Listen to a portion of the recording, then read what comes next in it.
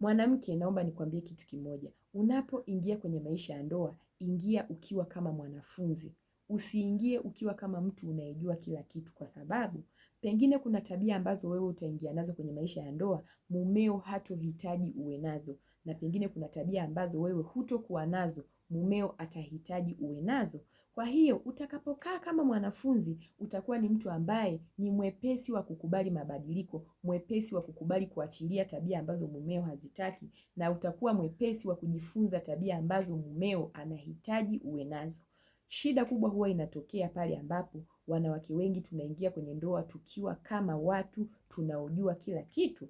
Sasa ili ufurahie maisha ya ndoa, ingia ukiwa kama mwanafunzi, ingia ukiwa kama mtu unayekubali kujifunza, kwa sababu hautaona ugumu kujifunza kitu ama kukiacha kitu, kwa sababu tayari utakuwa umejituni kwenye mazingira ya wewe kukaa kama mtu unayejifunza. Kitu ambacho nataka nikwambie kingine cha muhimu ni kwamba sisi wanawake ni watu ambao huwa tunaishi chini ya malezi ya watu wakati wote. Wewe unapotoka kwenye malezi ya wazazi, unaingia sasa kwenye malezi ya mume. Kwa hiyo mume ana haki ya yeye kuchagua tabia zipi unatakiwa kuwa nazo na zipi hautakiwi kuwa nazo. Zipi unatakiwa ujifunze na zipi inatakiwa uziache. Nadhani utakuwa umenielewa.